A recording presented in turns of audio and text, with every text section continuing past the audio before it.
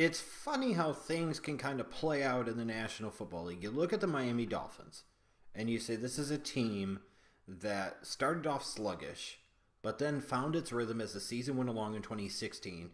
And ultimately, even with the late season loss of their starting quarterback, Ryan Tannehill, found a way to still scratch and claw and get into the playoffs under first year head coach Adam Gase. What a great coaching job he did in 2016. And you look at this team and you say, man, they're on a bit of an uptick. I don't know how much they've closed the gap between themselves and the Patriots, but they're at least relevant. They're an organization you take seriously. They're at least a playoff contender at this point. But then funny things happen. Ryan Tannehill's knee doesn't get better. He ultimately wrecks it. Is what ultimately ended up happening when all is said and done, and he needed surgery to repair an ACL, so he's done for the year. Now what the hell do you do? Do you go with Matt Moore as your starter and bring in somebody like Colin Kaepernick and shut so many people like me up about getting him a job in the National Football League? No.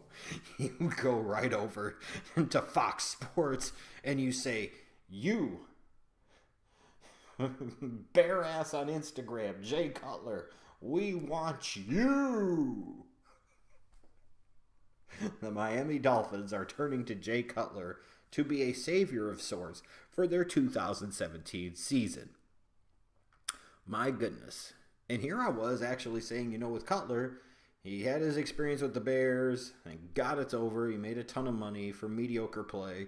But I actually thought that the transition to being a football commentator was actually going to be a good one for him. I thought he could potentially play to some strong suits. He's a photogenic guy.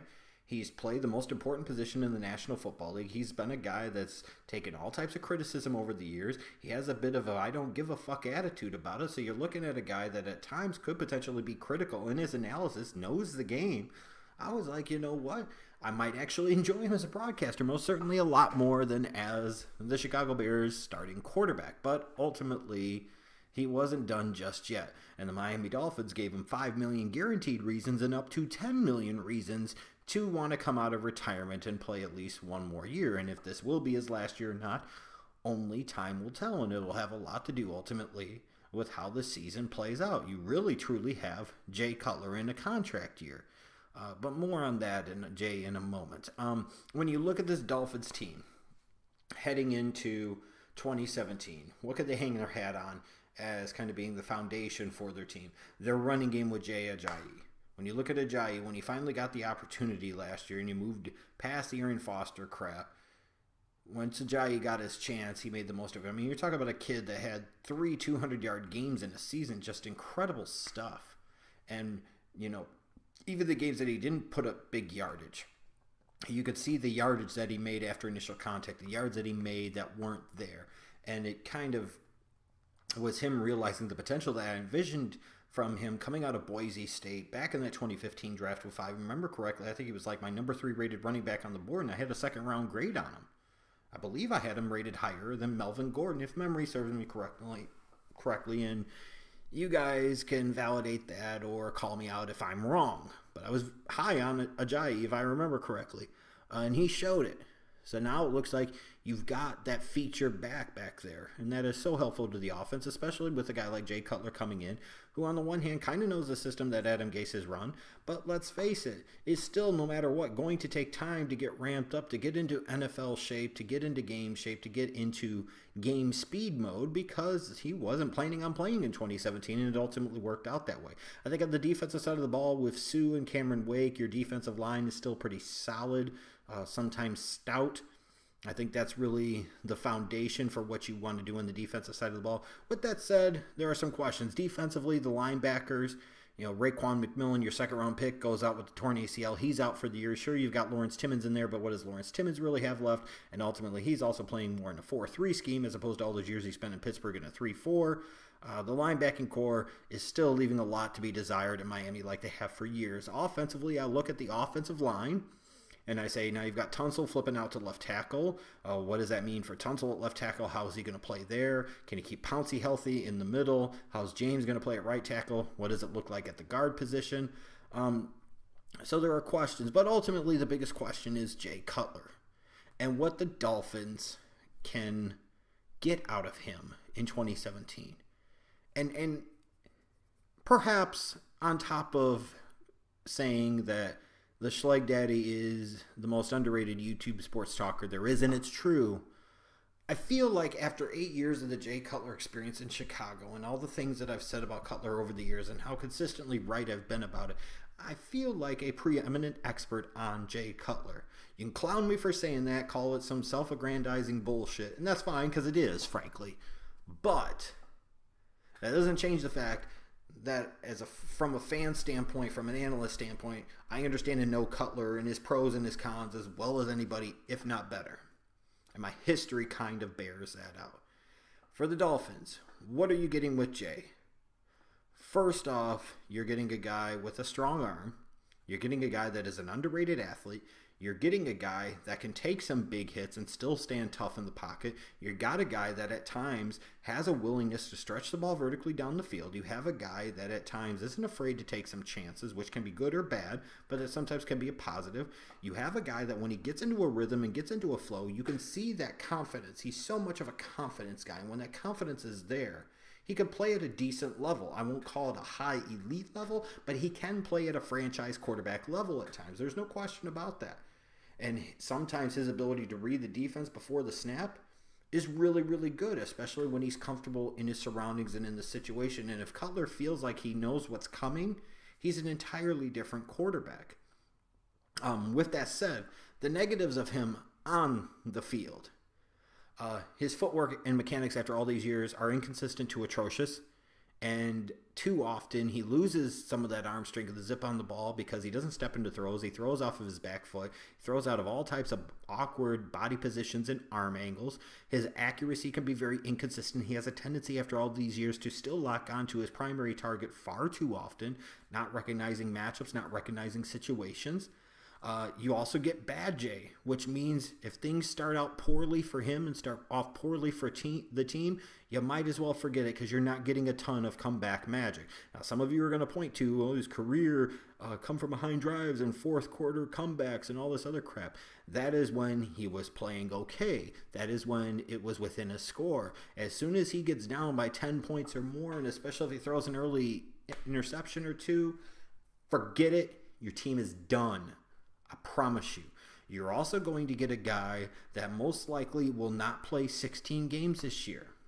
All this excitement and all this buzz for some Dolphins fans about Cutler, I assure you, understand he's not going to play 16 games for you. And I say that relatively confidently. Why? Because he hasn't played 16 games since 2009.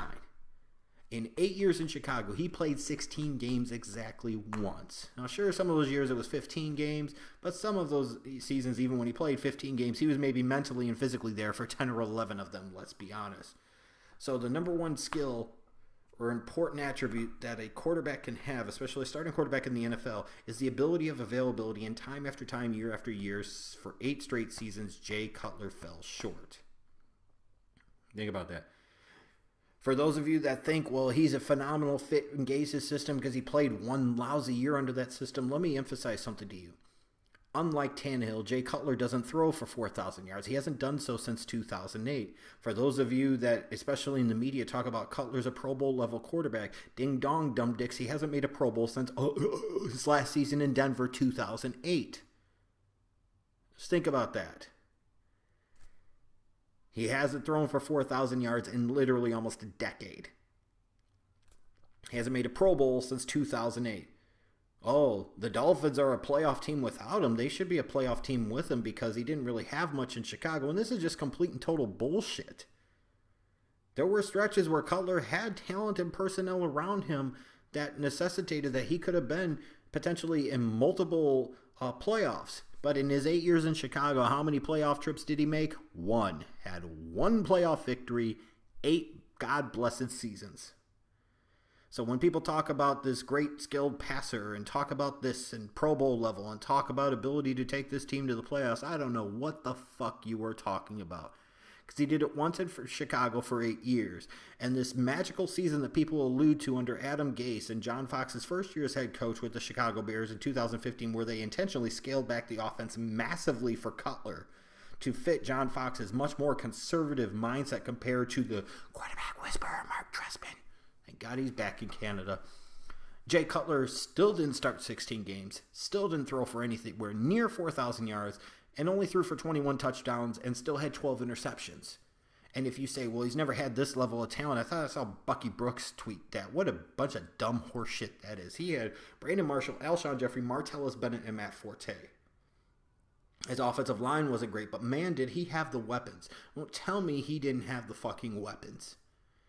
And he still could only throw for 21 touchdown passes and 12 interceptions. And again, mind you, that was in 2015 where this team was strategically, consistently playing uber conservative in spite of their quarterback, because of their quarterback. Jay Cutler is the type of guy that sometimes you can win some games with. He is not a guy that you win many games in the National Football League because of. And if you think, after all of these years in the league, if you think that in season number 12 or whatever the hell it is, yes, what is it, season 12? Season 13? No, season 12. If you think magically at age like 34, he's going to flip the switch and it's all going to come together, you are delusional. Understand that Cutler is going to have some good, you're going to have some bad, you will win some games with him, you will lose some games because of him. And it's that simple. Period. And I defy you to tell me any differently, because his 8 years in Chicago proved out everything I just fucking said. In terms of X factors and players to watch, I'll start off on the offensive side of the ball. Clearly, Jay Cutler is, going to be that guy. Did he just come back for a money grab, or does he actually care? And again, for those of you that want to fall into this belief that, oh, he's in a contract year, so he knows that, look at 2016, he was in a contract year. And he was lousy. Yes, he was hurt and didn't play much, but he wasn't incredibly motivated, and he most certainly didn't play very well. So don't use that contract year argument crap, because Cutler's proven that Cutler don't give a shit. He'd rather smoke on the sidelines and expose his naked ass on Instagram. But offensive X factors, players to watch. I look at this team's last 2 first-round picks. Devontae Parker, the 2015 first-round pick, the receiver out of Louisville. The first 2 years, you haven't seen a whole lot out of him. I anticipate in year 3, he's going to piece it together. And I will say this, I've seen some real chemistry between Cutler and Parker. And he might remind him of, in some ways, Brandon Marshall or Alshon Jeffrey. The point I'm getting at here with Cutler is, I think he's going to gravitate to Devontae Parker early and often. And even if Jarvis Landry is still there and they don't trade him, he's going to get a lot of looks in the slot. Don't be surprised if Devontae Parker becomes Jay Cutler's go-to guy and his big threat down the field. Parker could have a monster season, and that would be a great thing for the Miami Dolphins. That could be a positive out of the Cutler experience. Then I look at their 2016 first-round pick, Laramie Tunsil. Now you're flipping him outside to left tackle. I promise you, you had Tunsil fall into your lap. This is where he should be playing, and he should be acclimated there eventually and play very well. But it's going to be incredibly important, because Jay Cutler at times really struggles with composure and pocket presence, and in particular, feeling the rush off of the blind side. If he could see the rush, at times when he's good and when he's on, and apparently his blood sugar's at a decent level, he can move within the pocket, and he's a really good athlete. He's very underrated in terms of his athleticism, but you've got to protect him on the blind side. And if you don't protect him on the blind side, you are in trouble in a bad, bad way, because those pocket instincts, that awareness, that feel for the game is not there. I promise you. So as important as a Devontae Parker is going to be, Laramie Tunsil is going to be even more important for you Dolphins fans. On the defensive side of the ball, I look at their first-round pick, Charles Harris. They need another pass rusher, an edge rusher, in this case a young pass rusher. You hope, coming out of Missouri, that it gives you something. I thought he was a big breach where they took him in round 1, but we're going to find out. In terms of the schedule, I look at the later portion of the year. In the last 6 games, you've got 2 against New England.